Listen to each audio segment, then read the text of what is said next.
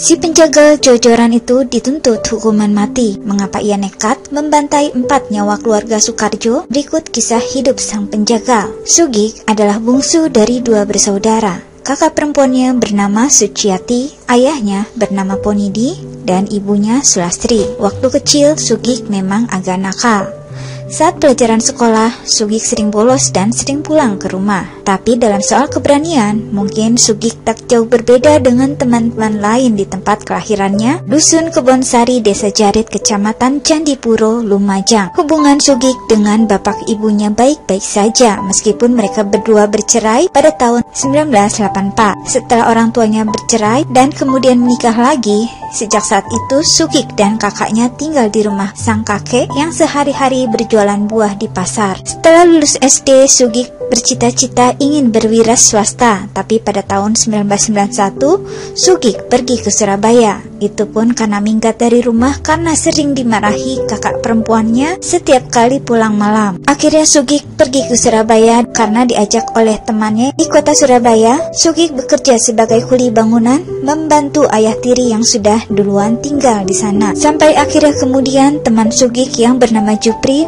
mengajaknya untuk menarik beca. Kemudian ia diperkenalkan dengan Abdul Kholik, seorang juragan beca di Surabaya. Menjadi seorang penarik beca, Sugik harus setoran seharinya Rp700. Penghasilan dari beca ini cukup lumayan untuknya, apalagi kalau beruntung penghasilan misal Rp15.000 sehari. Sedangkan kalau lagi sepi hanya mendapat Rp5.000 per hari. Sugik senang dengan pekerjaan itu. Sampai pada suatu hari becanya hilang dicuri orang. Peristiwa itu tidak pernah Sugik bayangkan sebelumnya. Sebagai orang kecil, miskin, dan berpendidikan rendah, peristiwa kehilangan beca yang menjadi satu-satunya sumber pencarian nafkah itu membuat dunia seolah mau kiamat. Sugik tidak memiliki modal, keahlian, atau keterampilan lain yang dapat dia andalkan untuk mencari nafkah. Ditambah, majikannya yaitu Abdul Kholik juga mendesak dan mengancam agar beca yang hilang dicuri itu harus diganti dengan uang Rp200.000 dalam waktu 7 hari saja. Menghadapi semua itu, Sugik jadi takut, gelisah, dan kehilangan akal. Dari mana ia dapat uang sebanyak itu? Meminta kepada orang tuanya sangat tidak mungkin, karena selama ini justru dialah yang menjadi tulang punggung keluarga. Meminjam kepada teman-teman adalah hal mustahil, karena mereka sama seperti dia,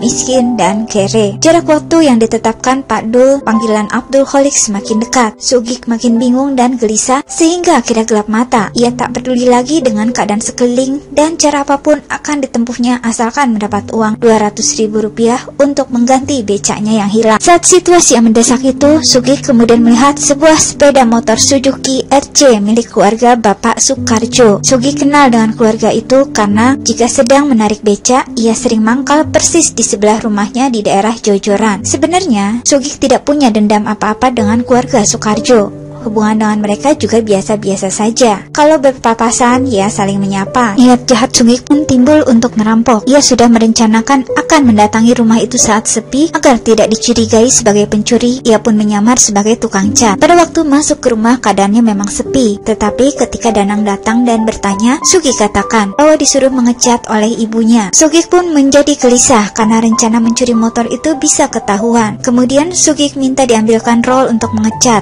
Tapi ketika Danang masuk ke dalam rumah, Sugik memukulnya dari belakang dengan kayu usuk yang panjangnya kira-kira 17,5 cm.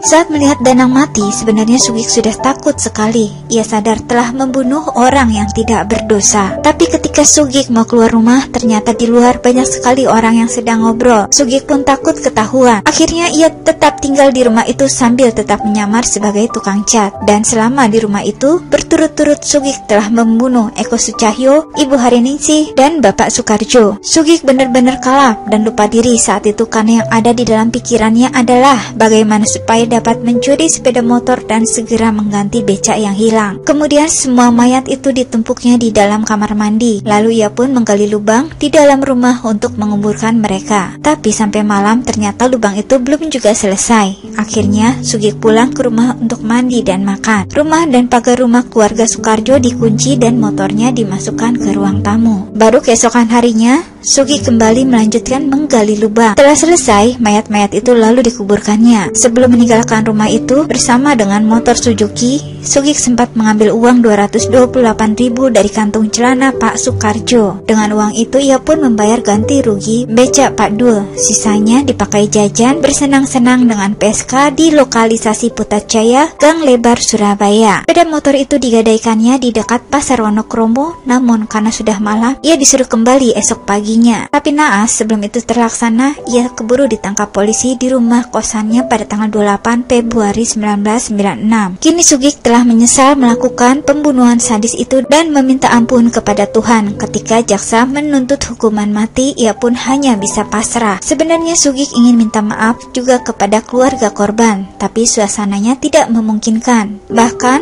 salah satu kakak dari Pak Sukarjo sempat mengancamnya akan masuk ke penjara Madaeng untuk membunuhnya. Selama di penjara, kerinduan untuk pulang kampung atau menemui orang tua tentu selalu ada di benak Sugik, terutama kalau lagi melamun. Bahkan, Sugik sering berhayal hidup tentram di kampung halaman sambil menggendong anak. Di tengah penyesalan, Sugik hanya bisa pasrah dan diberi kesempatan untuk bertobat. Akibat perbuatan sadisnya, Jaksa Purwanto menuntut Sugik dengan hukuman mati. Anehnya, selama persidangan Sugik selalu cengengesan sehingga mengundang kemarahan pengunjung sidang. Anehnya, Sugik mengaku menyesali perbuatannya tersebut. Meski berkekuatan hukum tetap, eksekusi mati terhadap Sugik alias Sugianto belum bisa dilaksanakan. Kejati-Jati menunggu instruksi dari Kejaksaan Agung perihal pelaksanaan eksekusi pembunuhan satu keluarga di Jojoran, Surabaya itu. Sebelumnya, Sugik sudah berupaya agar lolos dari hukuman mati dengan mengajukan peninjauan kembali atau PK, tapi PK itu ditolak oleh Mahkamah Agung. Sugik juga mengajukan gerasi yang juga ditolak oleh Presiden Jokowi pada tahun 2016 lalu. Justru belakangan diketahui Sugik mengalami gangguan jiwa. Apakah hal itu bakal menunda proses eksekusi terhadap Sugik? Heri menegaskan, sakit jiwa yang dialami terpidana tidak menggagalkan proses eksekusi hukuman mati.